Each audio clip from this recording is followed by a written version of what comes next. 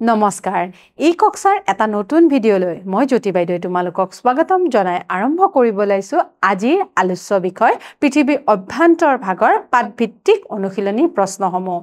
ছাত্ৰ ছাত্ৰীসকল তোমালোকে যোৱা ভিডিঅ কেইটাত আমাৰ পাঠভিত্তিক অনুশীলনীত থকা প্ৰশ্নসমূহ নিশ্চয় চাইছা তাৰে 1 নম্বৰৰ পৰা 4 নম্বৰৰ গ নম্বৰ প্ৰশ্নলৈকে আমি অলৰেডি আলোচনা কৰি আহিছো গতিকে আজি আমি আলোচনা কৰিম 4 নম্বৰৰ ঘ নম্বৰ প্ৰশ্নৰ পৰা কিবোৰ প্ৰশ্ন আছে হেয়া আমি চাও আহা ঘ নম্বৰ প্ৰশ্নত আছে মাটি অবিহনে গছগছনি জীৱ-জন্তু জীয়াই থাকিব নোৱাৰে কথাষাৰ বুজাই লিখিব দিছে আমি জানোই যে মাটি অবিহনে কোনো জীৱ জীয়াই থাকিব নোৱাৰে যদিও আমাৰ জীৱ জগতখন অকল মাটিতেই নহয় জলমণ্ডলতো প্ৰসাৰ হৈ আছে তথাপিও মাটি অবিহনে মানুহ বা অন্য জীৱ-জন্তু জীয়াই থাকিব নোৱাৰে গতিকে এইখাৰ আমি কেনেকৈ বুজাই লিখিম চাও আহা মাটি অবিহনে গছ-গছনি জীৱ-জন্তু জীয়াই থকা অসম্ভৱ মাটিৰ লগত জীৱ-জন্তুৰ লগত এক উতপ্ৰোত সম্পৰ্ক আছে গতিকে উতপ্ৰোত সম্পৰ্ক আছে মানুহৰ জীৱন ধাৰণৰ বাবে খাদ্য দ্ৰব্য বাসস্থান যাতায়াত ব্যৱস্থা আদি মাটিৰ ওপৰতে নিৰ্ভৰশীল হয় গছ-গছনিও মাটিৰ ওপৰতে সৃষ্টি হয় গতিকে উদ্ভিদও আমাৰ মাটিৰ ওপৰতে সৃষ্টি হয় মাটিৰ অংশ হিচাপে পৰ্বত পাহাৰ মালভূমি সমভূমি আদিটো জীৱ-জগতৰ আবাসস্থলী যদিও জলমণ্ডলতো আমাৰ জীৱ-জগতৰ প্ৰসাৰ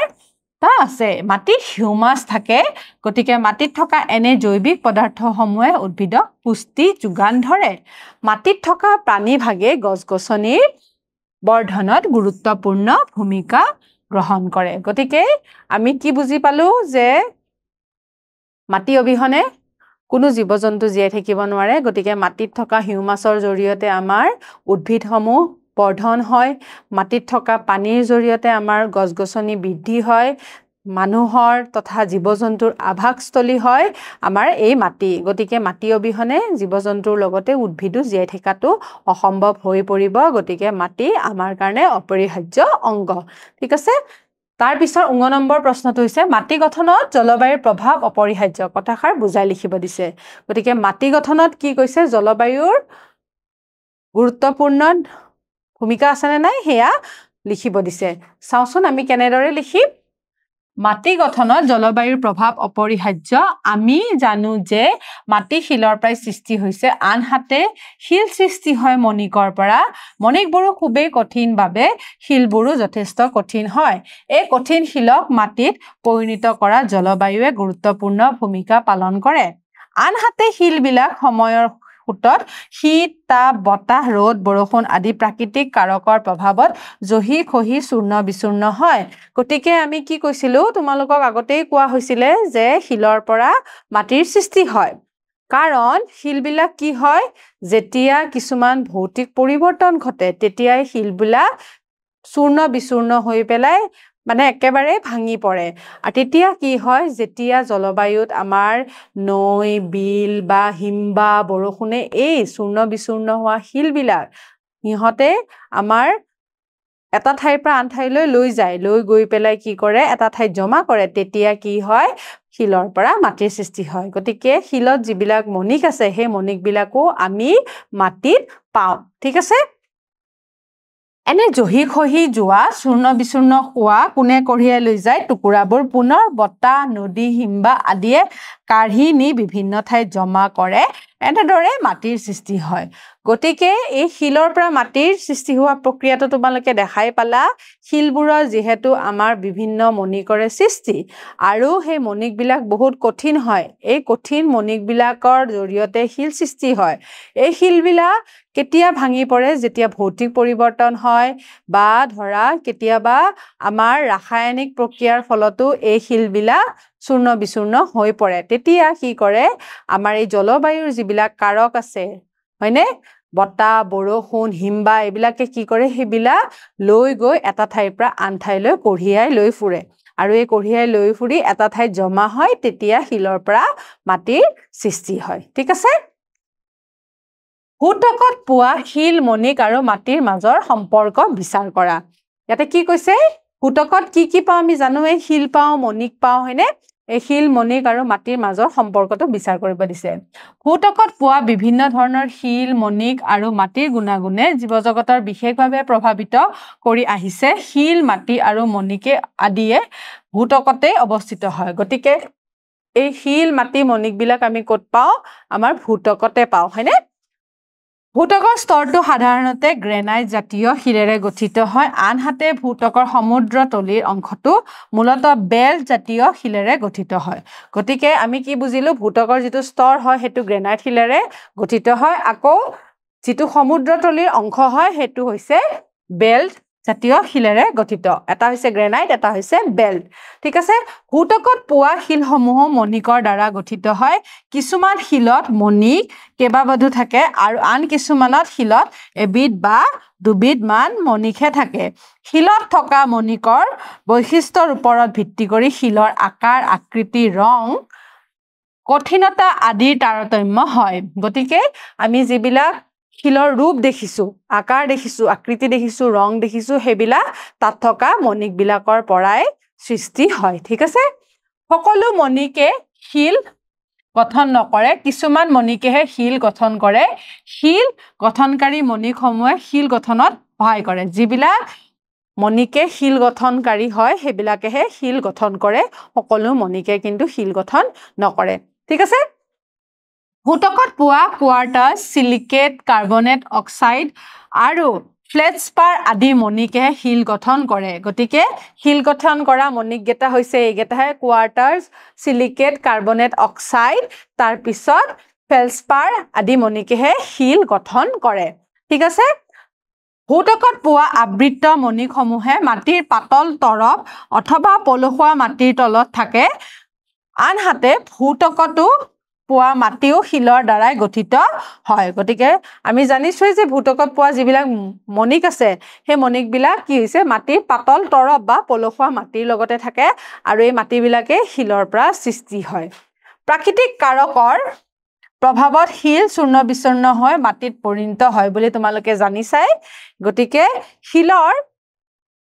পৰাই মাটি হয় বাবে শিলত থকা মণিক বিলাকো মাটিতে পোৱা যায় গতিকে দেখা যায় যে ভূতকত পোৱা শিল মাটি আৰু মণিকৰ মাজত এক বিশেষ সম্পৰ্ক আছে গতিকে শিল মাটি আৰু মণিকৰ কথা আমি বুজিয়ে পালো শিলত আমাৰ মণিক বিলাক থাকে আকৌ শিলৰ পৰাই মাটিৰ সৃষ্টি হয় আৰু মাটিতে আমি হে মণিক আৰু শিল দুইটাই পাওঁ ঠিক আছে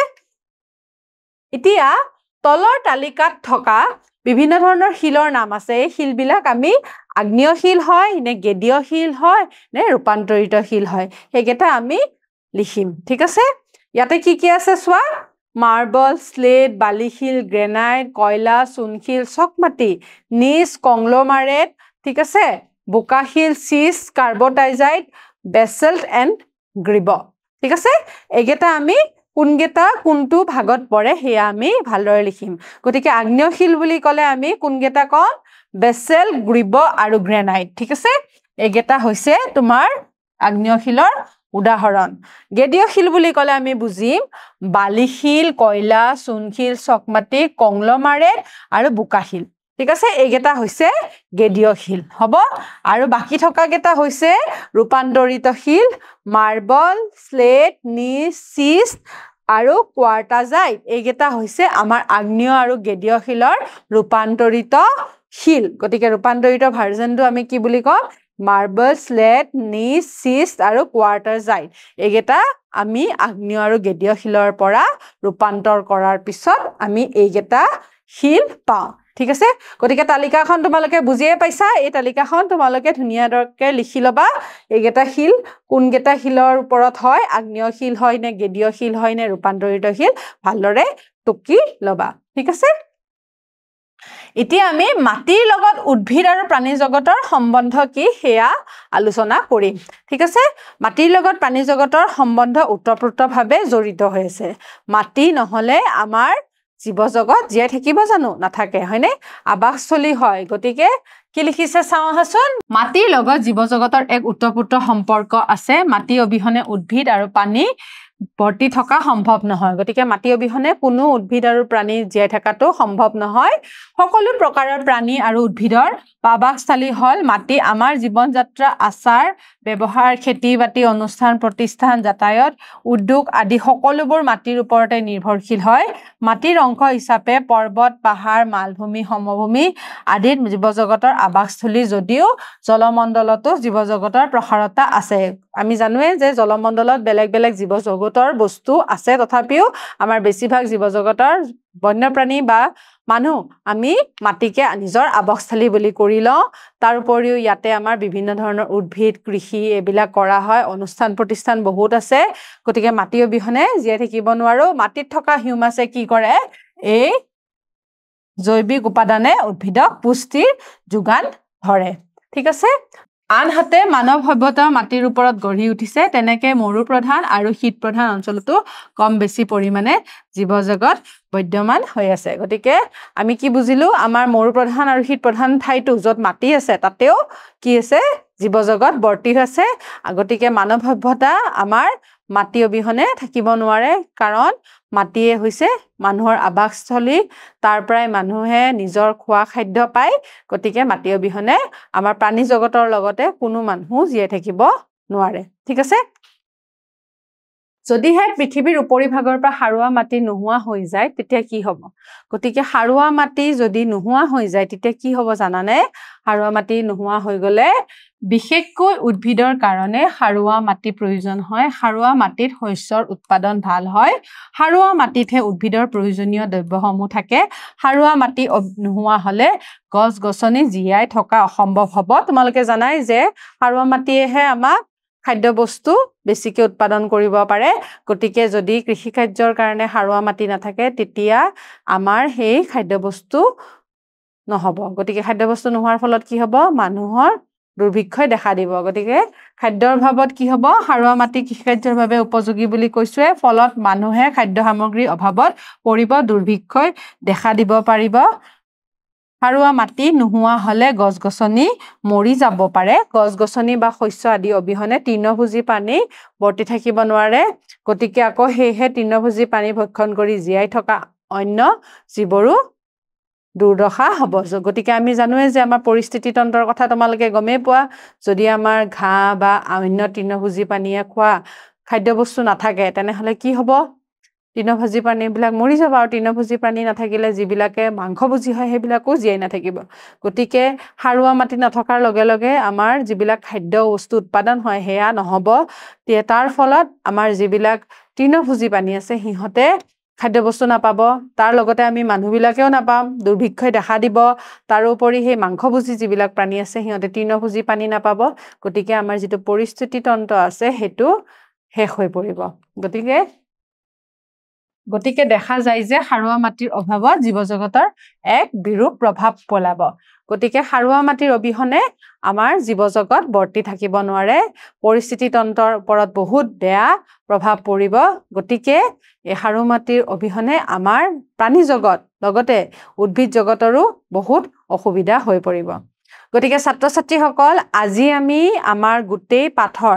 পাঠভিত্তিক অনুশীলনী প্ৰশ্নসমূহ আলোচনা কৰিলো তোমালোকে এই পাঠৰ জৰিয়তে আমাৰ পৃথিৱীৰ অভ্যন্তৰ ভাগৰ লগতে আমাৰ যিবিলাক মাটি শিল মণিক সেইবিলাকৰ বিষয়েও ভালদৰে বুজিলা আশা ৰাখিছো তোমালোকে এইকেইটা ভিডিঅ'ৰ জৰিয়তে এই পাঠটি ভালদৰে বুজি ল'লা